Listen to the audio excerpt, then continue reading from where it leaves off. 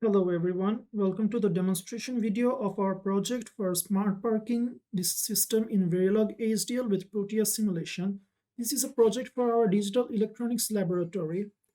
We have done a project that has three main functions: notifying a driver if there is a spot available in the parking space, providing him or her with a passcode associated with the slot, and requiring the code while exiting to ensure the prevention of stealing. This is our flowchart for the main program.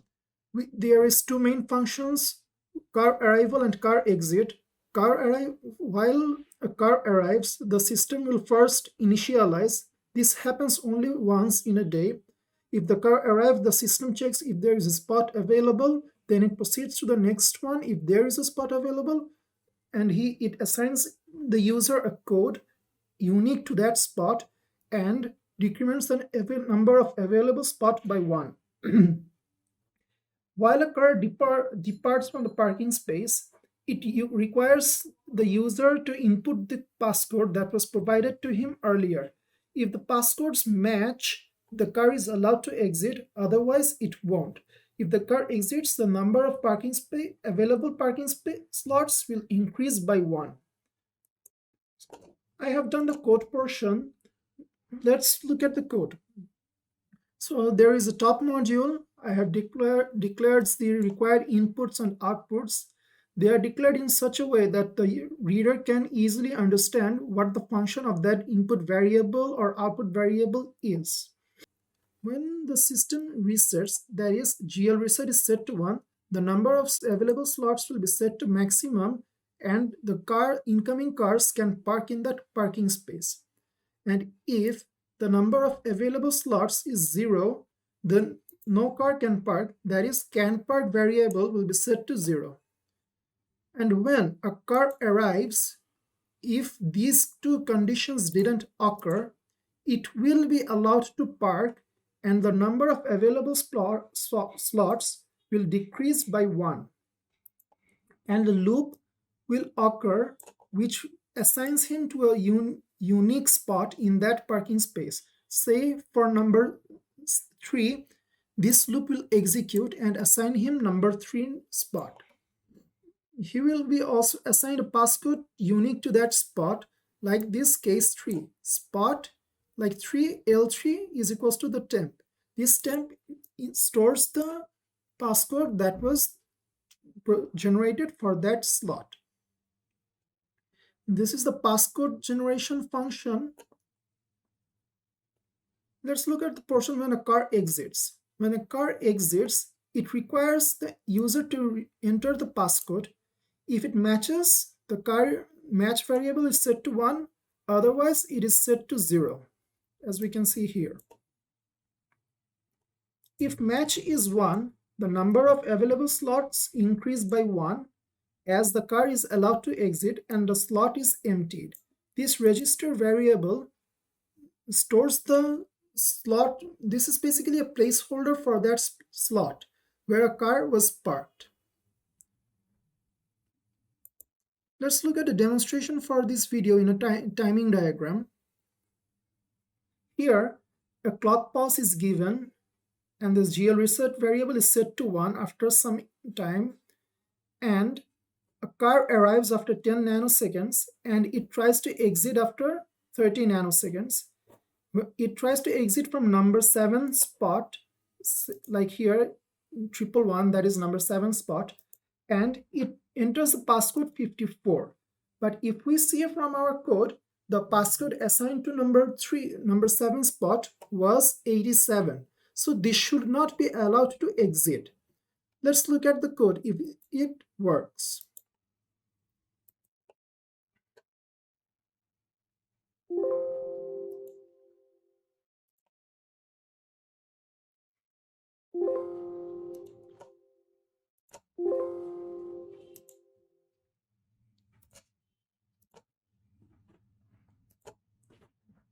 Okay.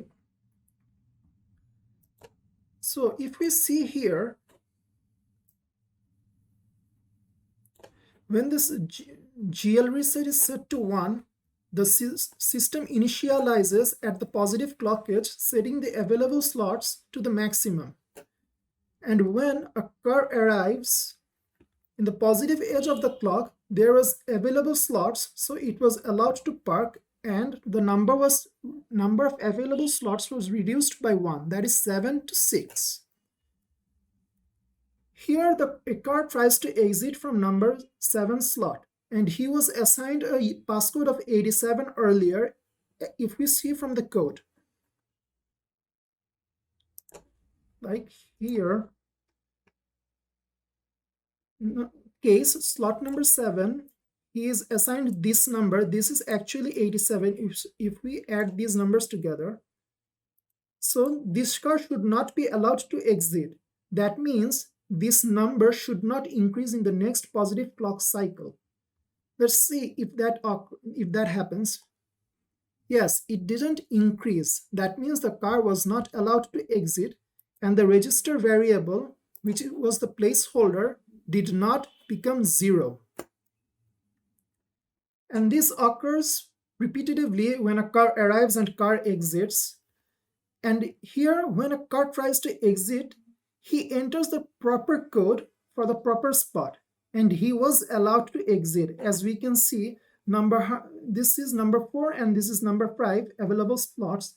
That means the number of slots has increased. This will go on until the number of available slots is 0. So this was our project demonstration for the code. I am going to explain about the Proteus simulation circuit. This is the prototype circuit that is designed for the smart parking system. The circuit simulation was carried out in Proteus 8 Professional.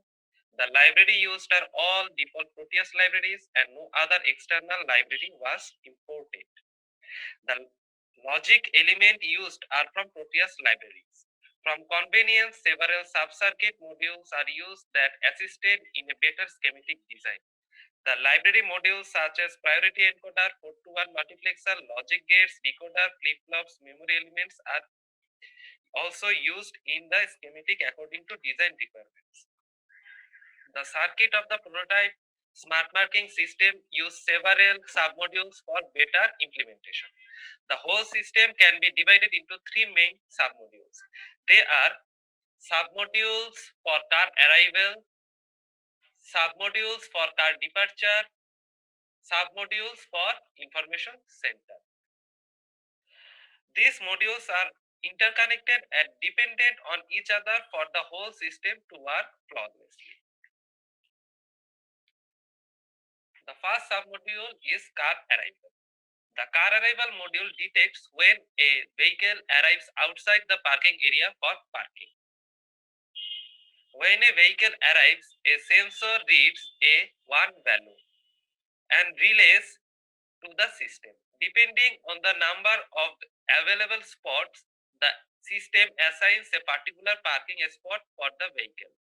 During this entry, a particular password is assigned to the vehicle. Parking in the specific parking spot. When a vehicle enters the parking spot, the counter down counts the available spots as to denote that available spots are now one less. This is displayed through an LED display. The same information is also relayed to the Central Information Center, where it is saved for further action. After the car enters the spot, the system is reset in order to respond to the arrival of the next car. This is the submodule for car departure. The car departure module is activated when a car starts to depart from a particular spot. The spot from which the car is departing has to be given as an input to the system. The password that was assigned when the car arrived in the particular spot has to be entered. If the entered password matches the corresponding spot password from the password storage unit, then the car is confirmed as leaving the parking area. The match output denotes that the car has successfully departed the area, and the counter upcounts in order to denote that the total available spots are up by 1. The same information is relayed to the information center This is the submodule for information center. It is the final module of the system. This module acts as a storage unit for all arrivals and departure of vehicles from the parking area. When a car arrives, the storage unit records that arrival and stores it in the SL latch by setting the parking spot to 1. This information is stored as long as the car is parked at the spot. When the car departs, the information is relayed to the SL latch, where it resets the parking spot to be available, thus setting it to 0. The main task of the information center is to store information regarding which spot is available or not, which spot is being vacated, or in which spot a car has arrived. The module provides an overview of the parking area at any particular. This is a circuit schematic for our project, which we have implemented using Protea set. As it can be seen, there are three modules here. Now I'm going to simulate and demonstrate how the circuit behaves in the event of car arrival or car departure. Before the arrival or departure of any car, we initially have to set some values. Using this global reset here, we set all the values of the parking spot to 0. Here we have to set all the priority encoder values to high. This indicates that parking spot number 7 has the highest priority. Also, we have to initially set the number of available spots to its highest value. We use this clock pulse to set the number of available spots to 7. When a car arrives outside the parking area, we have to set this value to 1. We use this clock pulse, and as we can see that after applying that clock pulse, the number of available spots is now down by 1. We also have to use this clock pulse here to show that now the parking spot 7 is now occupied. We use this decoder to detect the parking spot that has been occupied and use this SL latch to set that value of the parking spot to 1. After that, we have to set the priority encoder value of 7 here to 0. This goes on to shows that now number 6 parking spot has the highest priority. Similarly, if another car arrives, we again have to set this value to 1, use this clock pulse here and this clock pulse here to reduce the number of available spots by 1 and set the number 6 spot to 1. And similarly, like before, we also have to set the number 6 priority encoder spot to 0, which then again goes on to show that if another car arrives, it will have to go in and park in the parking spot number 5. Now we are going to demonstrate how the circuit will react when a car departs from one of the parked spots. Suppose we decide that the park vehicle in the parking spot number 6 is now departing. Then we have to use this clock pulse here to set the output of the shift register and marks to this particular value. This is the particular password value that has been assigned to the number 6 parking spot. We can see here that if the user entered password while leaving the parking spot does not match the stored password, this match variable will stay low. If we observe that if the passwords match, then the match variable will go to 1 and allow the vehicle owner to depart the parking area with his vehicle. After the match value has been set to 1, we apply this clock pulse here and the number of available spot is now again up by 1. From the information center, we can see that now the number 6 parking spot is again available for parking. After that, we also have to set the value of number 6 parking spot in the priority encoder to its highest value, because now if another car arrives, it will have the opportunity to park in number 6. After a car has departed from the parking lot, we have to use this reset value to set the value of the shift register marks output to 0, so the car departure section can again be ready for any car that is departing afterwards. Here we can see in the information center that there are 2 decoders and data storage unit that has been implemented using SL latch. The purpose of the information center is to keep all the information regarding the arrival and departure of car from the parking area. This SR latch helps set the particular value of a parking spot to 1 in the case of a car arrival, and it also resets that parking spot's value to 0 if a car departs from that particular parking spot. Our project does have some limitations in the case that it cannot differentiate among different classes of vehicles. It treats them all as the same. As we're using preset passwords from Fibonacci sequence, the security of the system is less reliable. Also, the owner of the car vehicle does not have his own convenient choice. In the case of a particular parking spot, we are using a priority encoder to set the particular parking spot for a particular vehicle.